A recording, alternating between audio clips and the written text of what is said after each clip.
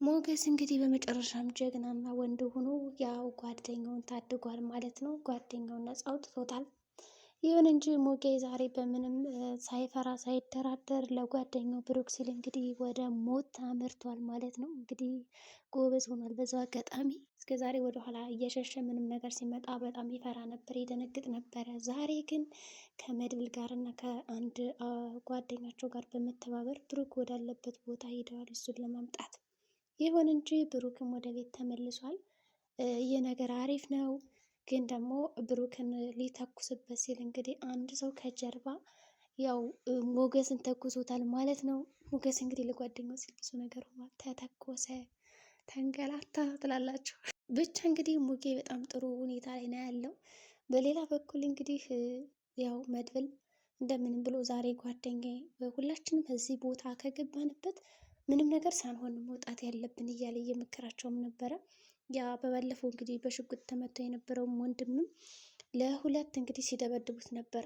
ለሁለት ብቻ ቆስሎን ሁላ እየደበደቡት ነበረ። ግን እንደምንም ብሎ ሁለቶችንም አሸንፏቸዋል። ካሸነፋቸውም በኋላ ያው ብሩክ ካለበት ከታሰረበት ከታገተበት አውጥተውታል ማለት ነው። በሌላ በኩል እንግዲህ ማህሌት እና ኤፍራታ እንደተለመደው እዛቸው ቤት ኩርትም ብለው ነው ያሉት። ይሁን እንጂ ኤፍራታ እኔ ስራዬን ለቅቄ መጥፋት አልፈልግም ትላለች። ለስራዋ ያላት ክብር ዋው በጣም ደስ ይላል። ምክንያቱም የእንጀራ ገመዴ ነው፣ የእንጀራ ገመዴን መበጠስ የለብኝም ብላ ነው የምታስበው። በዚህ የተነሳ እንግዲህ ማህሌት ያው አንቺ ልጅ ግን ምንድነው ነገርሽ? ዝና ከመጣ እኮ እኔንም አንቺንም የሚገለን፣ ስለዚህ ተለብሽ መደበቅ አለብሽ ትላታለች። በሌላ በኩል እንግዲህ ያው ዝና ራሱ አውቋል እንግዲህ ማህሌት እህቷ እንደደበቀቻት እና ከቤት እንዳለች በእርግጠኝነት አሁን ደብቀሻት ነው የሚሆን ማለት እኔን አትሸውጅኝ እያላትን ነበረ። ማለት እንደዛ ሲላት ደግሞ በጣም ደንግጣ ነበር። ደግሞ ሳታስበው ነበር ወደ እነሱ አካባቢ የመጣው። ከዛ እንዴት መጣ የሚል ጥያቄ ፈጥሮባታል። በዛ የተነሳ ተደናግጣም ነበረ። ይሁን እንጂ አረ የለችም ምናምን በማለት እንግዲህ አጭበርብረዋለች። ግን ደግሞ ጥያቄ ጠይቋታል። አሁን እንደው ብሩክ በህይወት አለ ብልሽ ምን ታመጫለሽ የሚል ጥያቄ ጠይቋታል።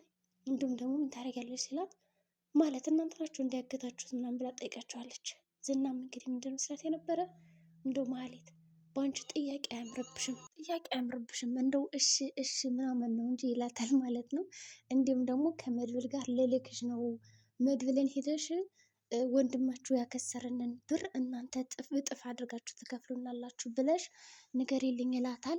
ማህሌትም እንግዲህ እንደ መድብል እኮ ተጣልቶኛል እሱ ጋር ጠብ ነው ስትለው አንቺ ሲጀመር ከማን ጋር ያልተጣላችሁ ሰው አለ? ሁሉም ጋር የምትጣየው እኮ ከራስሽ ጋር ራሱ በቀን 2 3 ነው የምትጣየው ይላታል። እንግዲህ ማለት አዎ ስትናደድ አንዳንዴ ያው ትጣላለች። ስለዚህ ከማትጣለው ነገር የላትም። እሷም እንደምንም ብላ እሺ በማለት እንግዲህ ሄዳም ነበረ። በሌላ በኩል እንግዲህ ያው ብሩክ በጣም ተደብድቧል፣ ተጎሳቅሏል። ያው መድብል እንግዲህ እናቴ ልጅ እንኳን አገኘሁ እያለ ተደስቶ ነበረ። በደስታ ነው እንግዲህ ከዛ ከነበረበት ሁኔታ ያወጣው። ከወጣውም በኋላ እንግዲህ ጥሩ ጊዜ እያሳለፉ ይገኛሉ። እንግዲህ ኤፍራታ ምን እንደምታረግ ጭንቅ ብሏታል። እንግዲህ ከዛ ቤት መደበቅ ያላት አማራጭ መደበቅ ነው። ግን ደግሞ ይህም ቤት ራሱ ሊያገኘው ይችላል። ካገኘውም በኋላ እንግዲህ ምን እንደምታረግ ግራ ነው ግብት ያላት። ማለት እኔንም ታጠፊኛለች፣ ስለዚህ ከዚህ ቤት መውጣት አለብሽ ሂጂ እያለቻት ነበረ። ቢሆንም እንግዲህ መሄድ አልፈለገችም። እባክሽ ለምንግልኝ እያለቻት ነው እንግዲህ ዝና እንድትለምንላት እና እንዲተዋት። ቆይ እኔን ገሎ ምን ይጠቀማል እያለች ነው እንግዲህ። እነሱ ያው አያገባቸውም ስለ ጠቀሜታቸው ብቻ። እንግዲህ ዝና ማረፍ የሚችለው አንቺን እንትን ስትይ ነው፣ በቃ ስትገላገኝ ነው ምናምን ይላታል ማለት ነው። እሷም እሺ በማለት ነበር ዝም ያላቸው። በሌላ በኩል እንግዲህ አጀሪት ያው ቅድስት እንደተለመደው ዛሬም አባቴ አይመጣም አይደል ትላታለች ምሳሌ። ምሳሌ ደግሞ አባቷ እንዲመጣላት ወይም ደግሞ ዛሬ ይመጣል ተብላ ስለተነገረች ቤቱን ለምን ፏፏ እናደርገውም እያለች ነበረ። ቅድስት ደግሞ እንደመጣ ስላወቀች መሰለኝ ዝንጥ ማድረግ አልፈለገችም። ምክንያቱም ከዚህ በፊት ሲጠብቁት በጉጉት ምናምን የለም አልመጣም። ከዛ በተጨማሪ ደግሞ አጉል ተስፋ መስጠት አልፈልግም ስላለችም ይሁን ብቻ አርፋ ነው ቁጭ ያለችው። ቅድስትም ምንድን ያለቻት ችግር የለውም ይደርሳል እሱ ቤቱ ፏፏ ማድረጉ ምናምን በኋላ በቃ በአንድ ደቂቃ በአንድ ሰከንድ የምናደርገው ነገር ነው፣ እንደዚህ መሆን የለብሽም እያለቻት ነበረ። ይሁን እንጂ እሺ በማለት እንግዲህ ምሳሌም ዝም ብላታለች። በሌላ በኩል እንግዲህ ያው ቅድስት አጅሬ አፍቃሪ ያላት እንግዲህ ደላለው መርዙ ከዳጣ ጋር እያወራ ነበረ። ቅድስት ባል አላት እንዴ ምናምን እያለ ሲያጣራም ነበረ። አይ ባል የላትም ግን ደግሞ አለ አይደለ እኔ ነኝ የማገባት ይላል። እንግዲህ ዳጣ ደግሞ ብሩክን ትወደዋለች፣ ሲመለስ እሱ ነው የሚያገባት ማለት መለሰችላት። ብቻ ሲጨቃጭቁ ነበረ በእሷ ምክንያት እኔ ያገባታለሁ እሷ ያገባትም የኔ ናት ምናምን እያለ ይሁን እንጂ ብዙ ከተጨቃጨቁም በኋላ እንግዲህ የራስ ጉዳይ በማለት ያው ዝና ሞተ እንዴ ምን ነው እዛ አካባቢ መጣሽ ምናምን ሲላት ባረገው እንዱ በሞተና በመጣው ትላለች። አታስቢ እኔ ጋርድሽ እሆናለሁ እያለ እንግዲህ ሲያጽናናትም ነበረ። እሷም እንግዲህ አንተ ነህ ጋርድ የምትሆነው እንዴ? ኧረ እባክህ አንተ እኮ በጣም ቀጫጫ ነው፣ ንፋስ ቢመጣ ራሱ ይዞ ነው የሚሄደው። ስለዚህ አንተ እንደዚህ ልታደርግ አይገባም በማለት ነው እንግዲህ የመለሰችለት። ይሁን እንጂ አጭሪትም ያው እንደምንም አድርጋ እንትን ልትና ያሰበችው ምክንያቱም እንግዲህ ያው ሞጌም ከተተኮሰበት በኋላ ያ አብሯቸው ያለው ጓደኛ ተኩሶበት ነበረ። ሙጌ ያው እንግዲህ ይድናል ይሞታል የሚለው ነገር በጣም ከባድ ነው።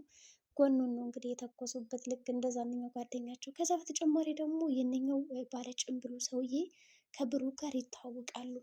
በፊት ቤቱን እንዴት አድርጎ መግዛት እንዳለበት እንዲሁም ደግሞ ወደ ታይላንድ ሊሄድ ሲል ሁላ የአንዳንዱ እቅድ አብረው ነበር ያቀዱት።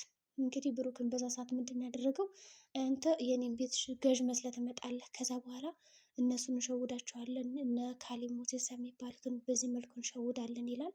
እንዲሁም ደግሞ ይሄ ባለ ጭንብል ብዙ ነገር አስጠንቅቆታል። አሁን ለምሳሌ ይህን ዕቃ ይዘላቸው ሄድክ፣ ከዛ ኤርፖርት ውስጥ ቢያስይዝ ውስጥ ቢያሳስር ውስጥ ኤርፖርት ውስጥ የነሱ በጣም ብዙ አለ የገዛው የሆነ እና ልጅን ለማለት ጥላት ነው።